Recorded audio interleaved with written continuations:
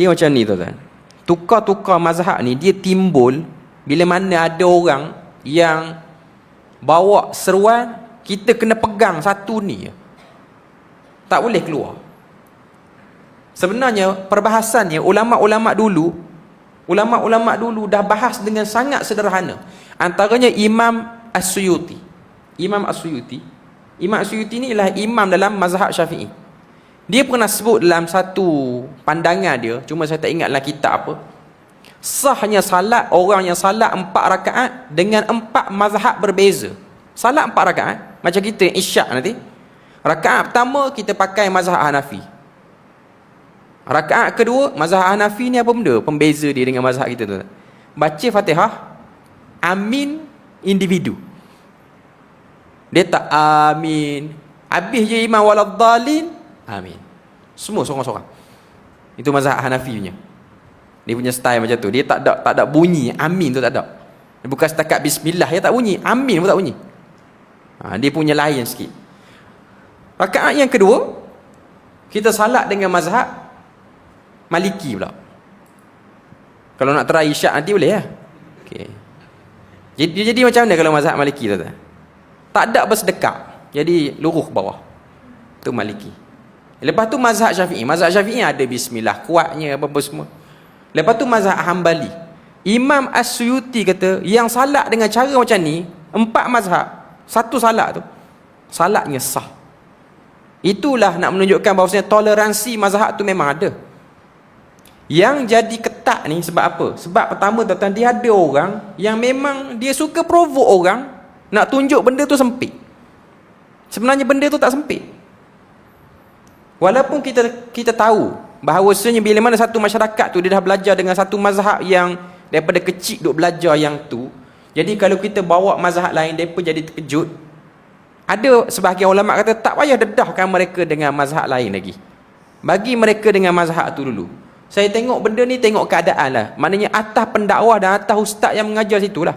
Kalau dia rasa orang kawasan tu mudah terkejut dan mudah melatah, kalau keluar pandangan pelik-pelik, okey, jadi nanti dulu. Supaya kita tidak memberi tekanan kepada mereka. Tapi kalau dia dah biasa, pengajian-pengajian di kawasan itu adalah pengajian yang bersifat terbuka, tak boleh kita ketatkan benda yang sudah terbuka.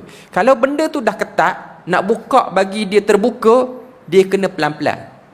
Tak boleh terus kita bagi buka macam tu. Ini saya tengok lebih kepada metodologi dakwah saja. Dia bukan bukan mesti seperti itu. Dan sebenarnya tak salah untuk kita pergi ke mazhab ni, ke mazhab ni. Cuma kalau saya sebut macam ni tuan, dia tak akan menyelesaikan orang yang memang minat dengan satu mazhab.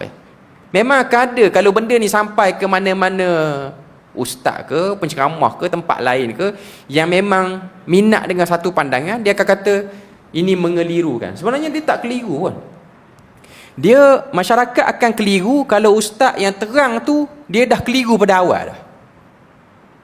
Saya rasa kalau apa yang saya terang malam ni tak keliru kot. Tuan-tuan kalau dengar elok-elok tak keliru. Melainkan tuan-tuan dah ambil benda asing sebelum datang kuliah. Mungkin makan tak apa kena apa semua. Saya sebut kata mazhab ni, tuan-tuan dengar mazhab lain. Itu boleh jadilah antara sebab kita jadi keliru. Tapi kalau dengar bagi betul, tak keliru pun. Dan kita memberi keluasan orang nak pegang yang mana satu. Dan kita sebut sini berkali-kali, siapa-siapa yang tengok orang buat cara ni dan cara tu masih lagi ada dalam pandangan mazhab, tak ada seorang yang boleh kata dan tak boleh seorang pun yang menyesatkan dia. Tak boleh. Sebab tu dalam fatwa Perlis ni pun disebut tentang tidak terikat dengan mazhab. Saya pernah tanya waktu saya kerja pejabat mufti dulu, tanya orang-orang yang terlibat dengan fatwa lah, kalaulah imam-imam di Perlis ni sekali-sekala mereka nak kunut subuh, jadi isu tak? Tak jadi isu pun. Sekali-sekala. Cuma yang ditetapkan ialah pilihan daripada pihak atasan tidak ada. Sekali-sekala tak ada masalah. Sekali-sekala tak jadi isu, tak ada orang nak report, tak ada orang nak buat viral pun. Orang kata apa, tak jadi panah lah. Sekali-sekala nak baca bismillah kuat, sekali-sekala, tak ada masalah pun. Cuma ada orang yang bagi panah benda tu, yang menampakkan tak boleh. Jadi kena tunjukkanlah kat mana yang kata tak boleh. Kalau betul kata tak boleh, maka boleh dipertikaikan. Tapi kalau kata tak terikat, tu benda lain. Nak bagi faham keadaan seperti itu. Beza dengan setengah-setengah tempat lain. Saya pernah tengok garis panduan di setengah-setengah tempat, tanpa kita mention tempat mana tu, dia memang tak bagi. Maknanya dia buat ciri-ciri benda yang mengganggu gugat ketenteraman awam. Ayat dia tu, walaupun kita kira macam dahsyatlah ayat dia tu, antaranya ialah imam tak berapa nak baca bismillah tu kuat sangat. Dah ganggu ketenteraman awam dah, tuan-tuan. Tuan-tuan boleh bayang, ada negara nak perang kalau imam yang baca bismillah pelan. Betul ke benda macam tu? Ini hanya sentimen ya semata-mata. Kadang-kadang diangkat, sebenarnya tak ada isu. Dan inilah yang kita selalu duk nak faham bila mana kita baca benda-benda seperti ini.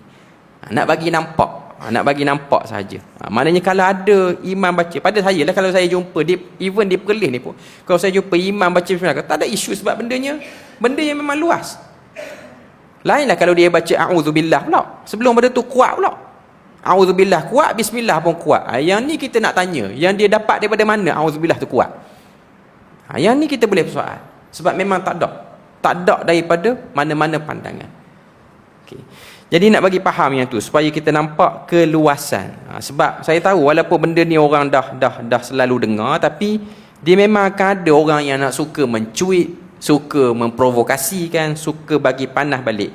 Jadi kita belajar benda ni, belajar supaya kita ni bersifat lebih sejuk dan lebih tenteram dalam melihat kepelbagaian.